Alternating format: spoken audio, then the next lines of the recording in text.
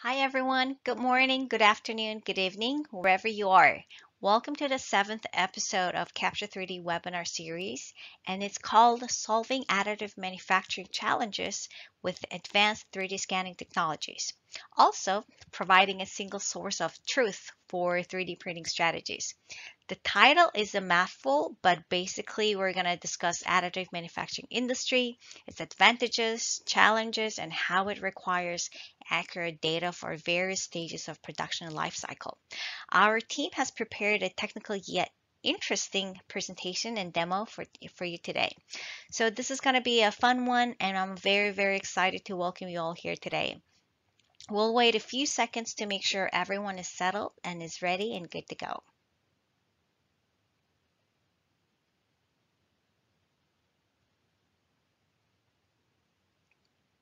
All right, again, thank you very much for joining today and waiting. If you're new to our webinars, my name is Sonia Jones, and I'm an event manager at Capture 3D.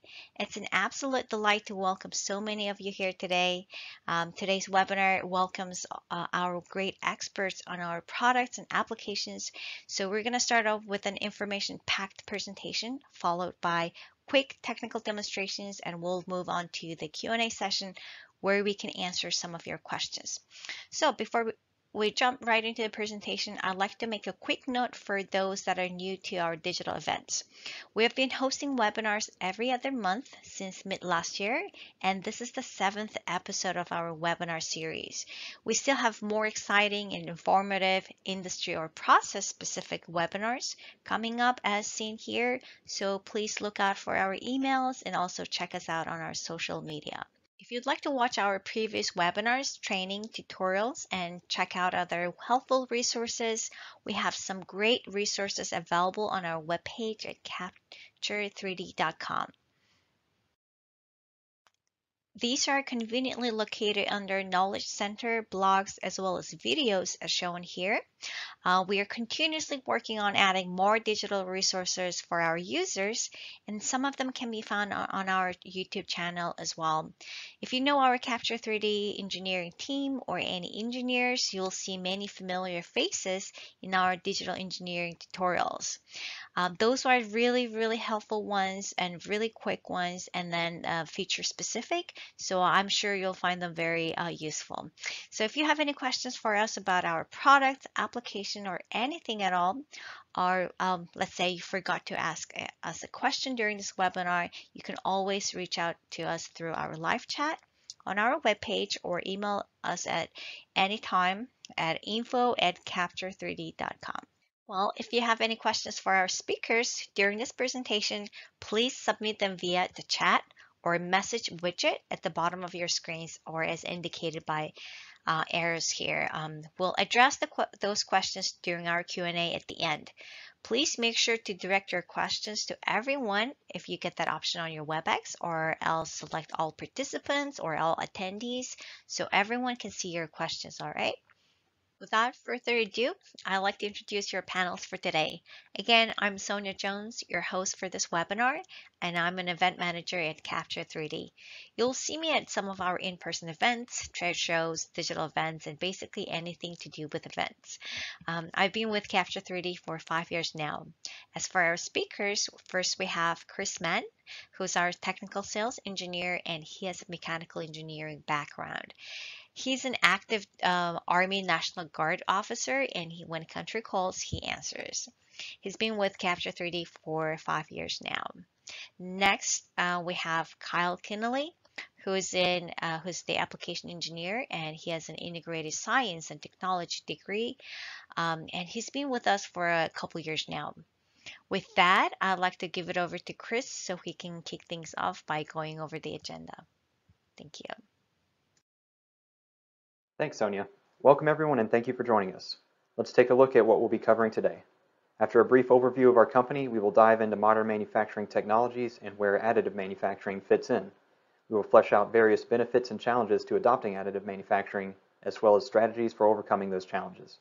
To help illustrate these points, we will take a look at a few examples, and Kyle will walk us through some technical demonstrations.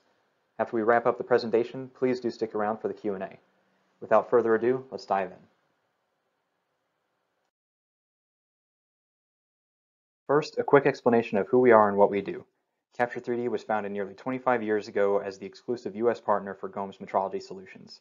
GOHM is based out of Braunschweig, Germany, and in recent years was acquired by Zeiss. Of their portfolio, we have installed nearly 3,000 systems here in the U.S., while GOHM has over 17,000 sold worldwide. Our 100-plus team members, 65% of which have a technical background, offer complete metrology solutions centered around GOHM's precision measurement systems. We have 5 offices around the country to support our customers from. California is our headquarters, Michigan houses our automation and support teams, Washington is where Kyle and I work, and then there's also North Carolina and Connecticut. Just this year, we announced that Capture 3D will also be joining the Zeiss team. We are very excited to be able to work even closer with GOHM and Zeiss moving forward. Modern manufacturing can generally be grouped into 3 primary categories. First, we have formative. In short, formative manufacturing includes processes that use stresses to induce a plastic deformation of a material to create a desired shape. Common techniques include injection molding, casting, and stamping. These processes most often involve plastic or metal parts either being forced under pressure as a liquid into a mold or being pressed under even higher pressures as a solid to conform to a die. Generally, there is a large initial investment to create the molds or dies, but after that, large volumes of parts can be made at a low cost. Another primary category is subtractive. Subtractive manufacturing includes processes that remove material from a fixed body until the desired form is achieved. This includes milling, turning, drilling, and cutting, among others. By nature, subtractive processes generate quite a bit of waste. That said, they are often the best choice for creating common functional features such as flat planes, drilled and tapped holes, and other counterparts. Subtractive techniques are often very repeatable and accurate. Lastly, the reason you're all here today is additive. Additive manufacturing, commonly referred to as 3D printing, includes processes that deposit material layer by layer to create a desired shape. Let's take a closer look now. So what is additive manufacturing? What we have come to know as 3D printing has been a truly revolutionary development in manufacturing. It has enabled us to create lighter, stronger, and wildly complex parts with remarkable ease. Additive manufacturing was first developed by 3D Systems back in 1987. This original system used ultraviolet light to solidify a photopolymer one layer at a time. The original term they coined was stereolithography, which can be interpreted as to make solid or three-dimensional by writing on flat stone. This is certainly a poetic way to describe the process, but 3D printing sure rolls off the tongue. This innovation, like many others, was made possible by the advent of computers.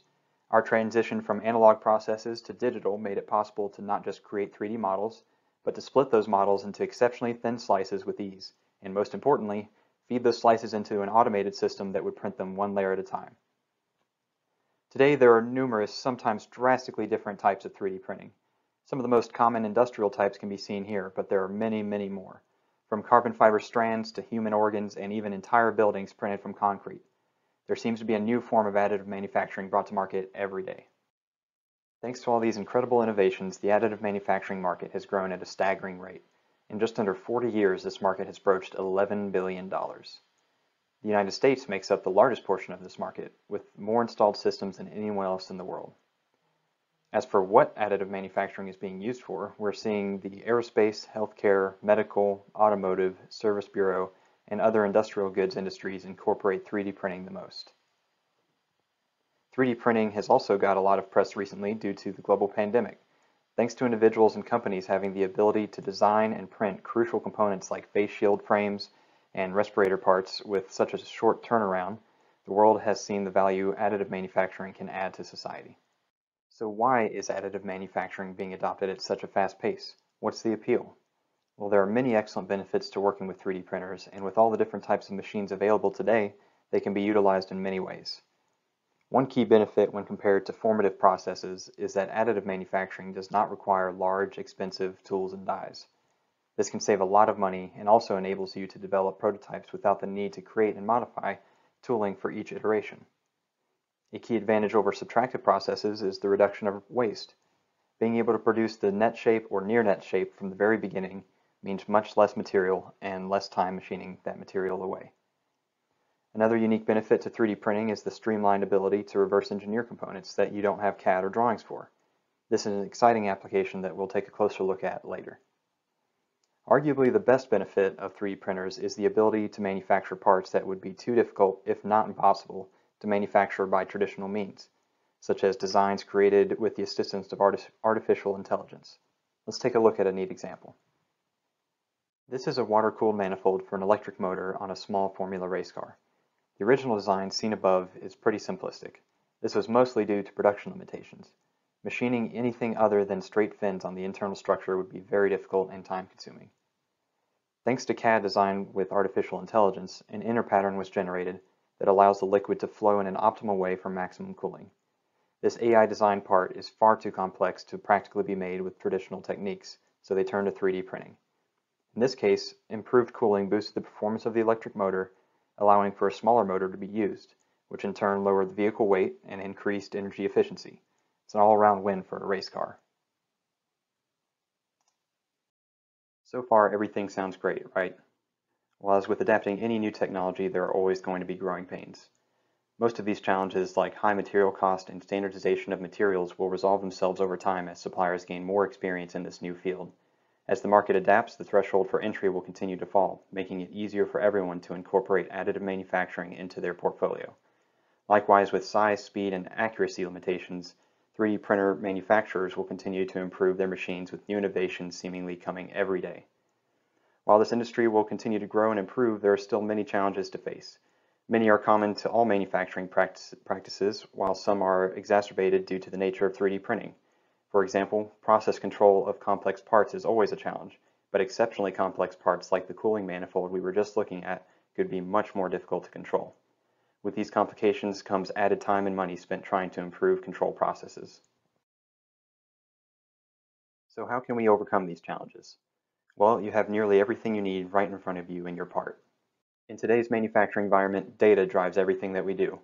If you can fully understand what is happening with your part, you can collect this data quickly, and it is easy to interpret and act on, then you're set up for success.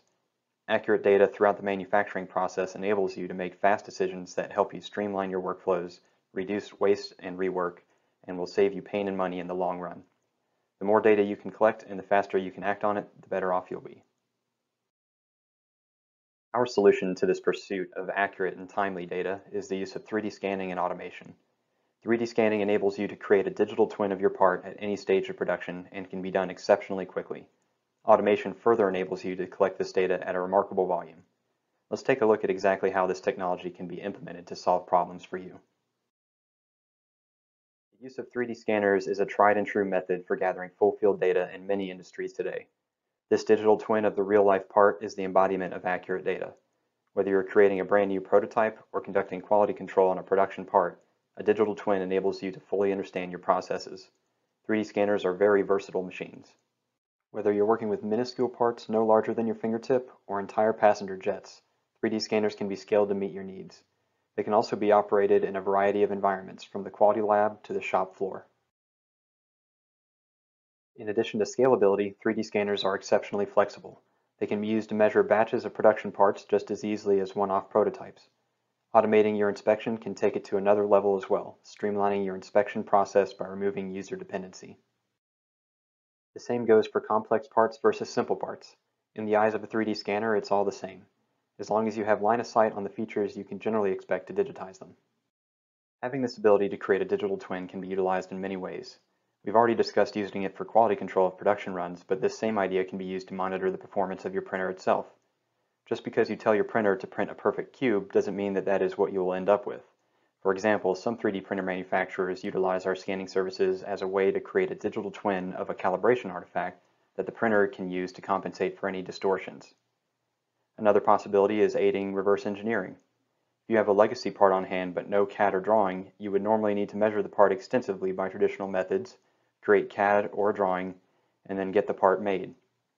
With a 3D scanner, you can simply scan the part, and depending on your needs, you could just feed that digital twin straight into a 3D printer to create a duplicate. We'll take a closer look at some examples shortly. Yet another benefit is the ability to create custom one-off parts. This has revolutionized the medical industry. Let's take a look at an example now. In this example, we're looking at custom-made knee guides. Utilizing an MRI scan of the patient's knee, a custom guide can be designed to fit perfectly. This personalized guide is used during surgery to position on the patient's bone so that reference holes can be drilled. Those reference holes are then used to shape the patient's knee to the implant size. Thanks to 3D printing these guides, surgeries are more efficient and precise, reducing the time the patient needs to be under anesthesia. Once the custom part has been printed, it is necessary to check that the final part is in fact a perfect fit for the patient's knee. This is possible in 3 simple steps. First, we can scan the knee guide to create the digital twin. You can see that each scan is getting full field data of these complex surfaces with ease. Next, we compare this digital twin back to the MRI scan of the patient's knee and evaluate the fit.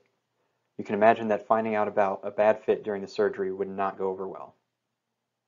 Lastly, we can quickly generate a report to communicate findings in a concise, easy to understand report.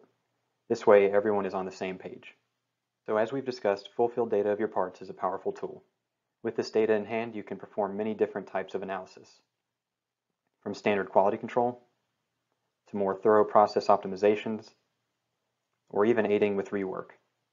Being able to collect this data so quickly and easily helps you to save time and money while streamlining your workflows. Now let's take a closer look at our solutions in action. Today, the demonstrations we've prepared for you all will cover data acquisition, where we can show you a sensor in action and the benefits of utilizing model-based design in your workflows. Process verification, where we follow a part through multiple manufacturing steps to ensure the processes are under control.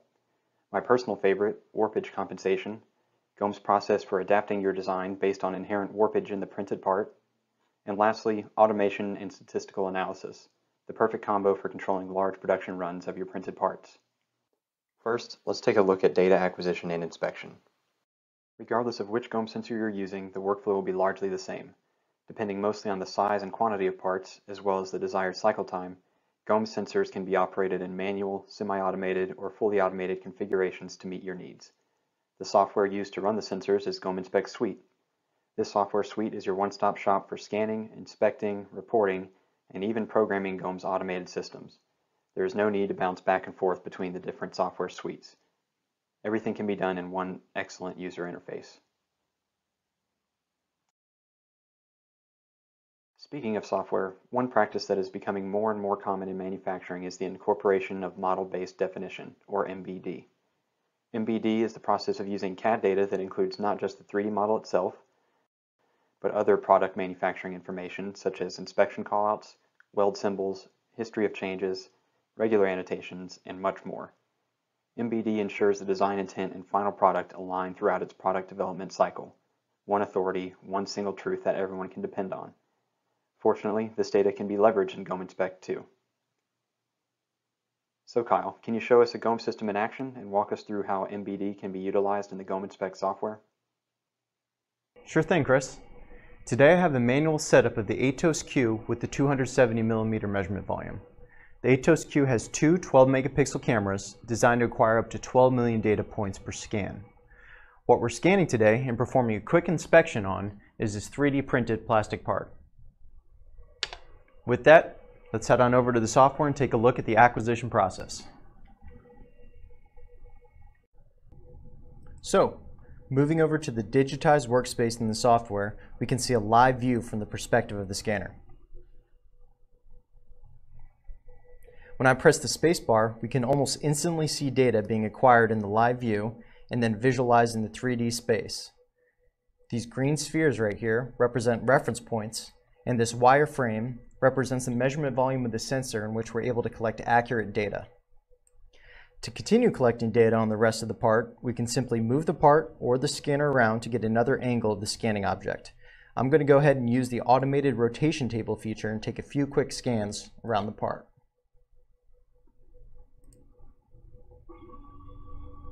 The software automatically stitches the scans together using reference points, or can even do so by using best fit.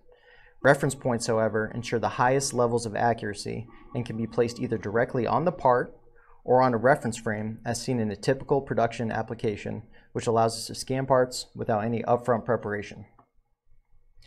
Once we've finished scanning the part, or at least the features of interest, we can polygonize the data.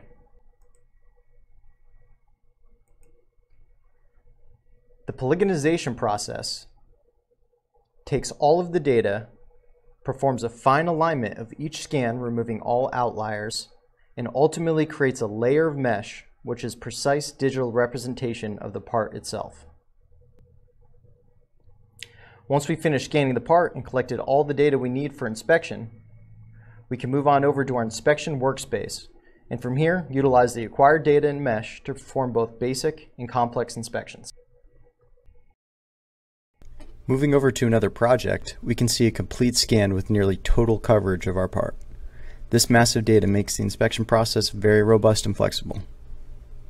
In taking a look at the mesh structure, we can see that the software intuitively keeps tighter point density around areas of curvature and relaxes the point spacing around flatter surfaces.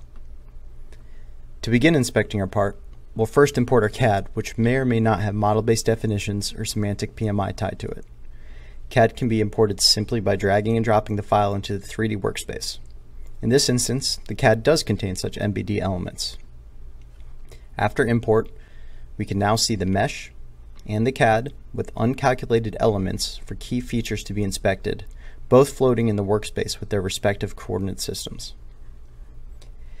In order to perform our inspections, we need a valid alignment created between the CAD and the mesh. Here, we computed a pre-alignment or global best fit. This alignment minimizes the overall deviation between the CAD and mesh surfaces.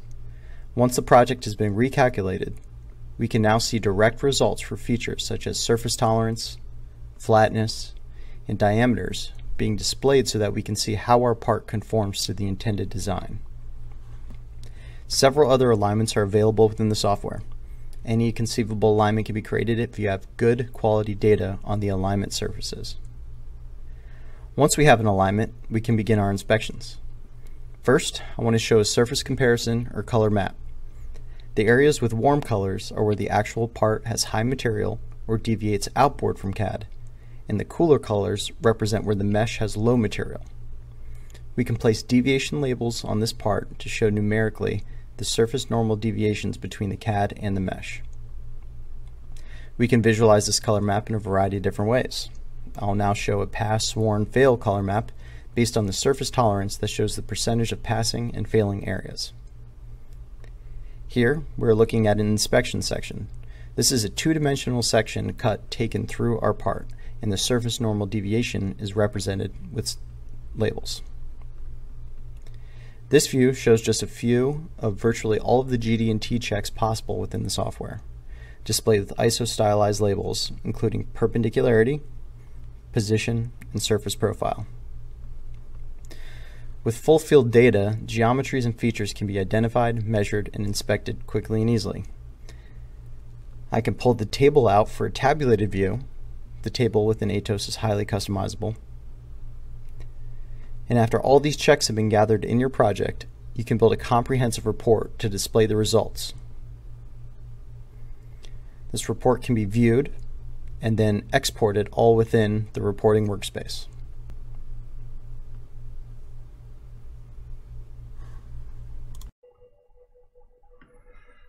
As you can see, basic acquisition and inspection can be done quickly and easily with Atos. This is made especially so with the ability to import CAD with associated MBD and semantic PMI elements into the software. Back to you, Chris.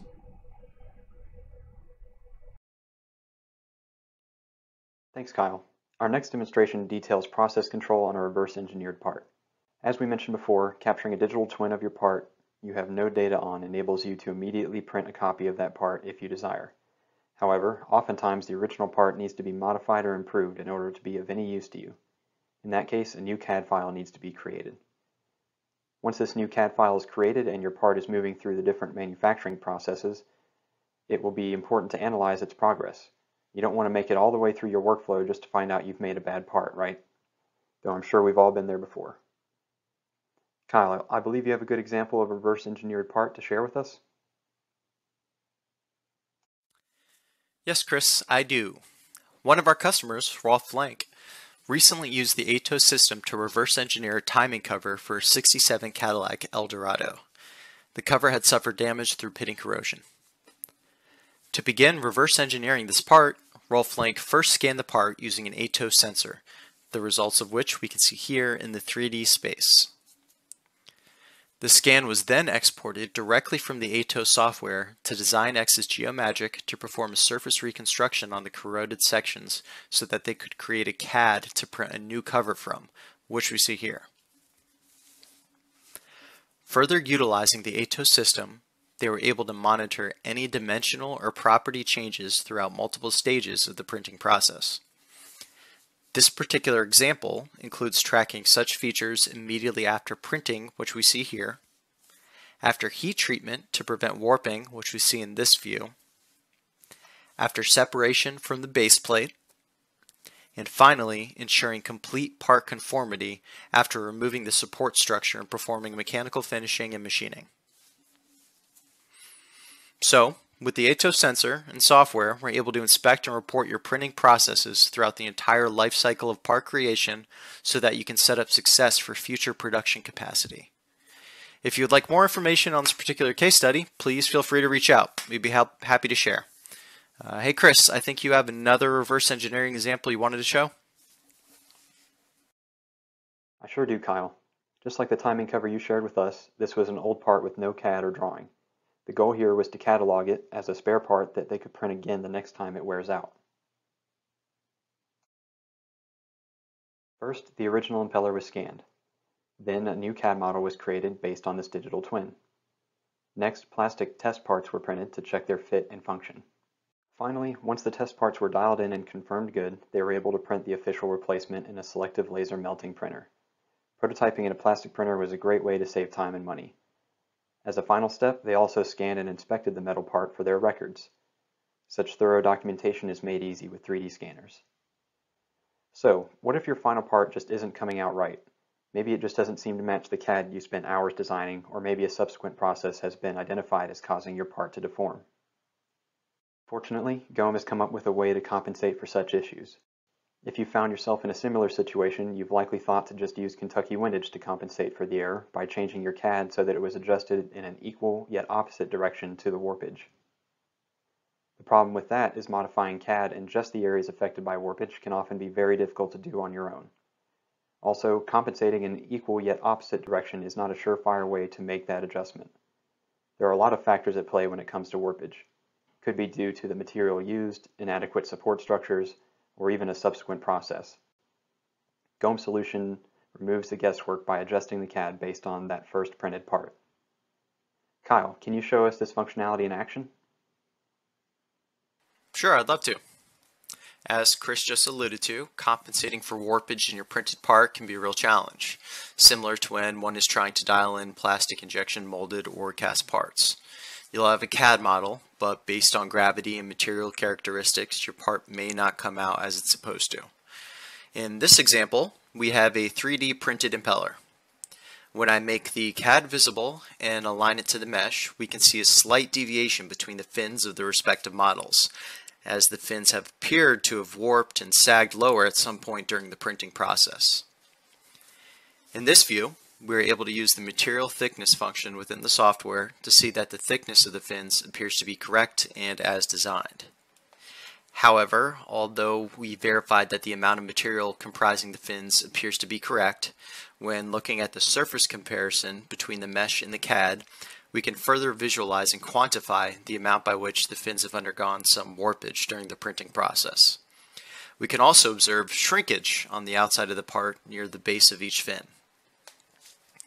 By utilizing such information as the volume and mass of the part, as well as the known physical properties and characteristics of the material used to create it, we're able to use the virtual clamping and gravity compensation functions within the software by selecting points of warpage and shrinkage on the part to calculate a compensated file. Once the software has completed its calculation, we can then see a new computed model in the 3D space represented by the color yellow here. This can then be exported and printed off of to produce a corrected part. So as you can see, this is a pretty awesome and useful functionality that can aid in reducing the number of iterations it takes to get your ideal part. What do you think, Chris? Well, I can certainly see how that can save a lot of time and money in the development process. Thanks, Kyle. Up to this point, we've explained in detail how and why 3D scanners would be a valuable tool to have. Now let's take a look at how automating them can solve even more problems for you. Automating your inspection processes comes with numerous benefits. First and foremost is speed. When you need to inspect large batches of parts for production runs, it is easy to become overwhelmed. Even if the number of parts isn't that bad, complex parts can take long enough that even having to scan 2 or 3 each day can become a daunting task. When you automate this workflow, you only have to figure out the best process once, and then you can execute it over and over again. Even another person can run the program and get the same results. This removes a lot of potential for user dependency to skew the results and mess with your process control. Speaking of process control, with all this data you've collected, you can now perform thorough statistical analysis on your parts. In the GOM Inspect software, this is aptly named trend analysis. When you perform trend analysis on your parts, you begin to gain a deeper understanding of your processes and what is happening with your parts. You are then able to predict when things may go wrong even before they do, saving you additional pain and money in the long run. So Kyle, could you walk us through what high-volume automated inspection looks like with Atos technology? Yeah, absolutely. So, one big rising trend is the 3D printing of turbine engine components. These parts are quite complex due to the exact geometry and features required. Oftentimes, it's difficult to measure it on traditional technologies like a CMM. However, with the Atos system, we can capture a complete digital twin of the airfoil, and inside the GOM software there exists specific engineering calculations for this industry. Here, we have 9 different compressor blades. Using the airfoil inspection module, we're able to inspect such features as the chord length, flow inlet and exit angles, as well as the profile, form, and position of the airfoil, just to name a few. Once you build the inspection plan for the first part, it can be automatically applied to any additional part brought into the project due to the parametric nature of the software. As I change the label view here, you'll notice that you can view all dimensions across your part as part of a trend analysis as well. Trend analysis helps to monitor manufacturing and production trends to detect and prevent possible issues such as tool wear and dimensional degradation for a proper root cause analysis. As viewed in the label here, we can see statistical analysis values such as CP, CPK, PP, PPK, min, max, average, and sigma. You can also display the statistical analysis and trend across all features of your parts within the table view. The vertical line in the label indicates which part we're looking at in the overall trend display. Instead of only comparing each individual part to the CAD, I could also choose one of the parts to be the primary reference by which each subsequent part is compared. More specific to the 3D printing industry, you can also utilize this feature to check printer calibration and subsequent iterations of printed parts. Now, let's shift gears and take a look at how data acquisition for multiple parts can be quickly achieved through an automated solution. As Chris mentioned before, we use Virtual Measuring Room or VMR within the software for automated measurement and inspection. Let me pull up the project right here. So what we have here in the VMR workspace of the software is our 5108 scan box with an Atos 5. This is a complete virtual representation of our real-life scanning space. We can hide the outer walls to see the inner working area of the scan box. You'll notice the wireframe box down here. This is representative of the measuring volume of the sensor we're using while scanning. Any surface that falls within this wireframe will be captured by the scan. We also have a turbine blade similar to the one we saw before within a holding fixture. A fixture such as this allows us to place reference points on the fixture instead of the part. This allows us to optimize production scanning time without needing to prep the parts or remove the reference points from the parts after scanning. Programming with the VMR is incredibly easy. First, you can create one measurement position at a time, as the software makes it easy to angle and position the sensor according to your needs. Alternatively, once you have built your inspection elements on the CAD based off the drawing, or imported relevant PMI data with the CAD, we're able to utilize the Smart Teach functionality within the software to automatically generate all of the positions required to collect the necessary data for inspection. The generated measurement positions are represented by these blue cameras in the 3D space. Once you have programmed all of the positions that you think you'll need, we can simulate the acquisition referencing the timeline below. This timeline shows all of the positions for scanning as well as the estimated time for completion. The software automatically incorporates intermediate positions to avoid collisions, creates efficient movements to optimize scanning time, and automatically updates measurement positions based on changes to the measurement plan. Anyway, that wraps up my demo portion of the webinar. In this last demo, I quickly showed you how the automated measurement and inspection works and how you can level up your throughput. I also showed how you can utilize trend analysis features to accelerate the inspection process, as process steps can be quickly repeated and traced back. If you have any questions regarding anything I showed today, please leave them in the chat below so we can address them in the Q&A in just a bit. All right, Chris, back to you.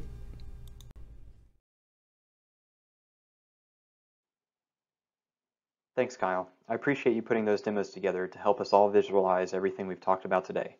Nothing beats seeing this technology in action. Let's have a look at everything we've covered here. First, we discussed 3D printing and its place in manufacturing today, as well as how we expect it to grow in the coming years. We outlined some major advantages over other forms of manufacturing, but also we acknowledged many of the challenges present today. Ultimately, we determined that accurate data is key, and that our strategy to acquire this data was to utilize 3D scanning and automation. To help illustrate our points, Kyle walked us through 4 technical demonstrations covering the creation of the digital twin and the benefits to incorporating model-based definition into your workflow, reverse engineering parts via 3D scanning on top of the ability to analyze every step of production to aid in process control, the impressive ease with which you can streamline the compensation of warpage in your parts, and lastly, how easy it is to scale up all of this analysis by automating your workflow, and subsequently perform trend analysis enabling even more thorough control over your processes. With that, I would like to thank everyone for taking the time out of their day to join us, and I hope you all found our presentation useful and interesting. Now I look forward to answering some of your questions in the Q&A session. Take it away, Sonia. All right. Thank you, Chris and Kyle, so much for sharing your expertise with us. Also, thanks again, everyone, for joining us today and staying until the Q&A session. So looking at the chat, we received so many questions, and I have a list of questions here. And I kind of went ahead and categorized them by theme, and I'm going to go down the list and pick some questions for Chris and Kyle. I also noticed some of them require a more in-depth conversation. We can take them offline. So we'll reach out to you afterwards to have a discussion to get further clarification if needed. All right. So in the meantime, please feel free to drop your questions in the chat below, and we'll try to address them as many questions as possible. So it looks like we have about 15-20 minutes left for the Q&A session. So we'll try to, like I said, we'll try to cover as many questions as possible in the next 15-20 minutes. And in case we don't get to answer your questions, we'll send you a follow-up email. And so, all right, let's get into it, okay? So I believe here's the first question, which I think is a great one to kick off. This one, we get this asked a lot. So I believe this one is for you, Chris.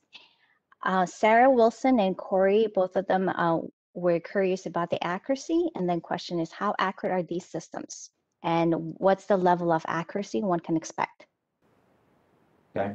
Yeah, so sometimes people mean different things when they say accuracy or resolution, so I'll address both. As far as resolution, most of GOEM's sensors now have 12 megapixel cameras like the ATOS 5, the ATOS Q here, and the capsule. This means that each measurement could have up to 12 million data points.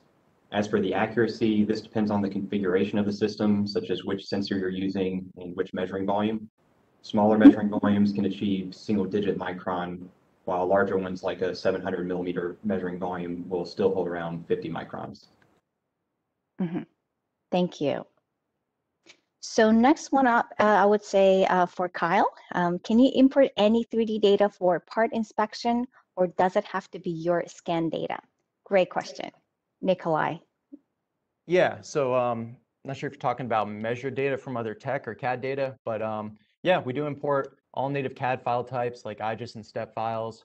If you have any open standard generic 3D data files like CSV, ASCII, EMS, especially STL that has inspection points, those are easily imported and read by the software. Going a little bit further, STLs have no real size limitations either when you import them to the software. It's kind of up to your computer processing power and capabilities. as being the bottleneck for that. There is a large list of all the imported file types maintained within the help section of the software in case you want the nitty-gritty and details. But yeah. That's great. That's right. So if you already have GUM Inspect Suite or any of the GUM software, there's always the help, right? Is it information or help? Direct button, right? And Yes. that gives you extensive information about the software features and functions. So yes, great point, Kyle. So next one up, I would say, yeah, it's a great question from David, and I think we want to kind of get it out of the way. How much would your system cost? This was from David. Yeah, I'll definitely First. jump on that one. So that mostly depends on the configuration of the system you're going for. They can come with different computers, software, hardware peripherals.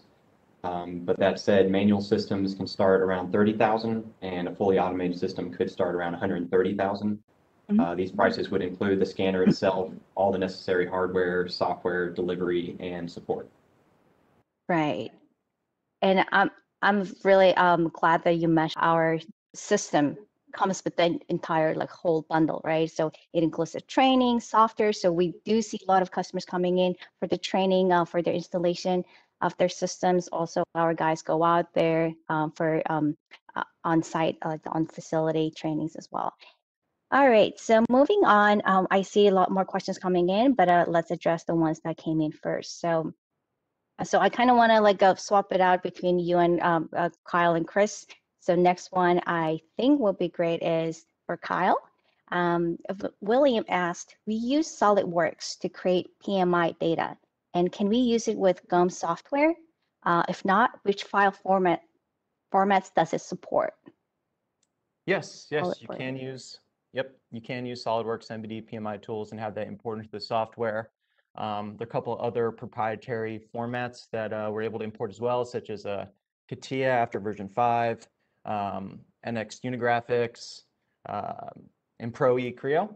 A more generic one is STEP file format as a version AP242. Older version files may not be supported, but I suggest still reaching out to us with specifics of your data so we can look into it. As I just mentioned before, Go maintains a long list of easily importable files within the software and is actively working to add new file formats and continuously improve on its PMI and MBD features. That's right. Thank you. I don't think I see any other PMI related questions, so I'm gonna go ahead. Take a question for Chris.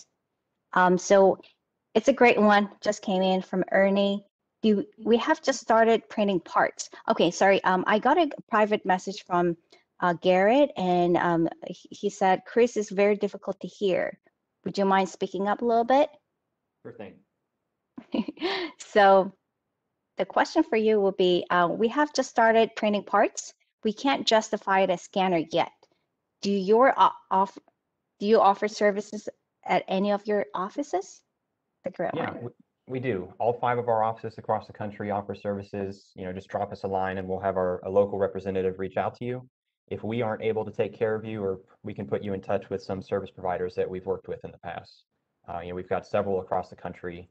And I think, Sonia, could you share a link to that in the chat? Yeah, definitely. I guess while you guys answer the next question, I can drop the link for our service providers and partners across the North America. I think we have a couple service providers in Canada as well, and I'll drop the link below in the chat. Thank you. Okay. Thanks, Chris. Next one up, it came from Kelly for Chris. Or Kyle, whoever wants to take it. How long does it take to scan a part? Yeah, I'll take that one. This will depend on a few different factors. For starters, each measurement takes only half a second to 2 seconds, and that's collecting upwards of 12 million data points like we talked about earlier. But the other main factors would be the size and complexity of your part, as well as the sensor configuration. For example, the valve timing cover that Kyle was showing us earlier, I'd say that one would probably take maybe 10 minutes to scan in a manual setup. If you were to put that in a fully automated setup like our scan boxes, it would probably take less than 5 minutes, I'd say. Either way, you're going to have that full digital twin. You're going to have all the full field data of your part so you can fully understand what's going on with it. Got it.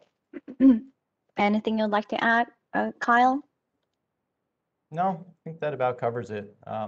You know, it's kind of a case-by-case scenario with each part, but yeah, in terms of like automation, there is a lot of optimization within the software to make it as quickly as possible. Perfect. Great. So I just dropped the link for our service providers. And the next one up is, can you edit STL file within your software? Take that. And the answer is yes. The software does have a level of mesh editing capabilities. I don't know if you saw my demos, I was navigating between like digitize, inspection, reporting workspaces. There is a mesh editing workspace when there as well. However, the real strength of the software and where it really excels and places emphasis is on data acquisition and the inspection capabilities. If you have more complicated editing or surfacing or modeling required for your application, it is still very easy to export a file to be used within other third-party softwares like DesignX. Mhm. Great. So since we are speaking of the 3D data, Stephen asked, if you don't have a 3D model, how do you position a scan box for the different views? Does that make sense? Yeah, say it again. So if you don't have a 3D model, how Uh-huh. do you position the scan box for the different views? Yeah, so you can do it automated with SmartTeach built off the 3D model. If you don't have that, you can do it manually. You can set the positions manually. And those are going to be recorded so that if you are going to do subsequent scanning for like the same part type, but different parts, you can create a program out of that. So you can do it manually.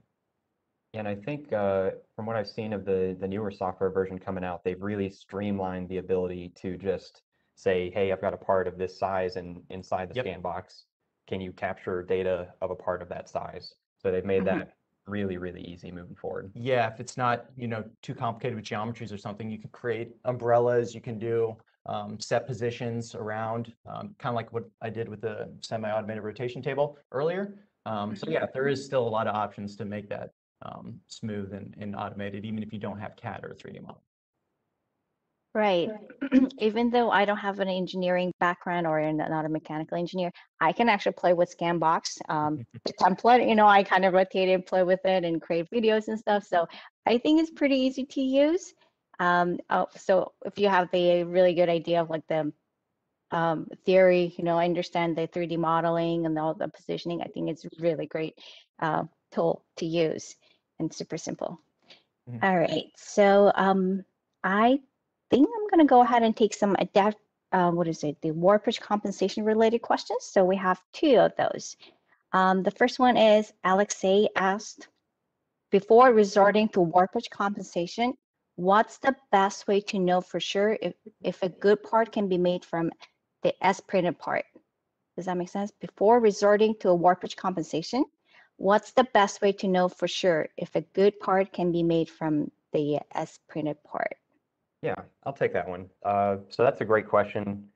I'm assuming that you're kind of coming from a like a CNC shop background where you're finishing a part that has been printed or something like that. But this applies to a lot of different subsequent processes, really. So we use a tool called alignment by best fit with tolerances. So what you're doing is you've scanned your as printed part, and then you have the CAD of the desired net shape, and you're kind of seeing, can I fit or can I still make this net shape with what I'm starting at? So once you've kind of identified that yes, you can make this good part still, you've got to communicate that to your CNC machine. You've got to tell it, when you have this as printed part, how do I position this in my machine center to get to my net shape?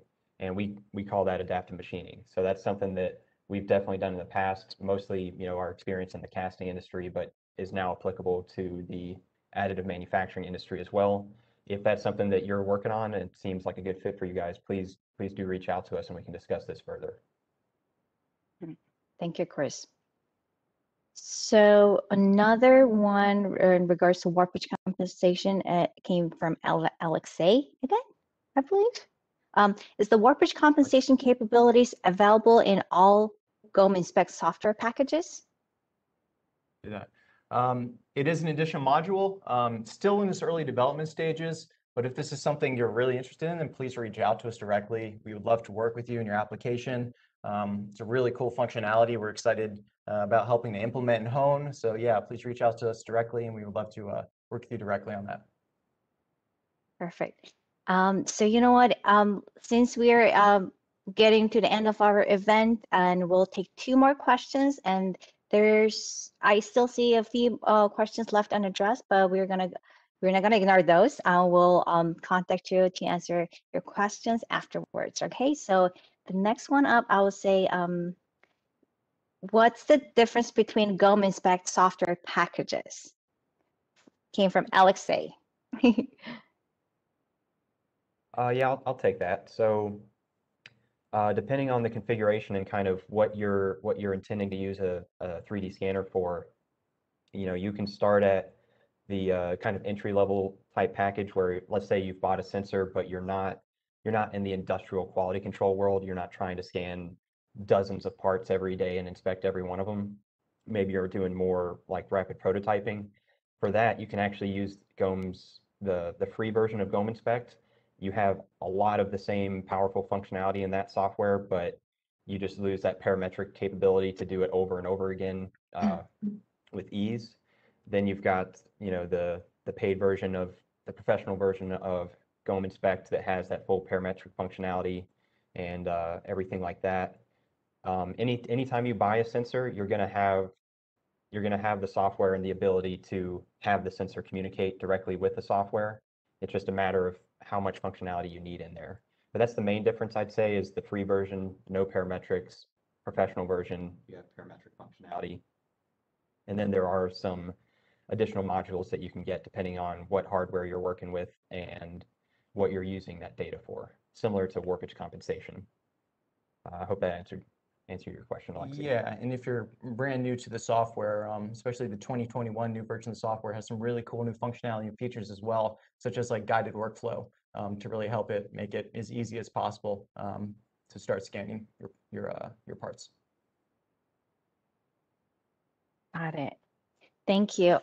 So speaking of a free GOM Inspect suite, we do have a lot of tutorials and the training videos available on our webpage as well as the YouTube channels. And those are really great tools to get started. And we also do host 3-day free complimentary GOM Inspect training quarterly, but this quarter we're skipping it. But in October, we're going to have free 3-day training on our GOM Inspect suite, the free version of it. And if you're interested, please feel free of signing up and then take the course, okay? So the last one, it will be the last question. So this is from James. He said, anyone interested in purchasing a used Atos 2.5 megapixel triple scan? I want to upgrade.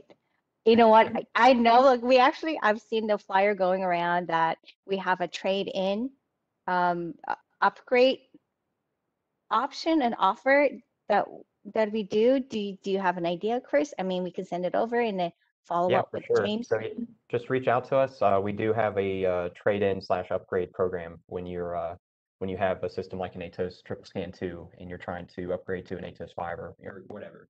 Just reach out to us and we'll definitely work with you on that one. Got it. So great.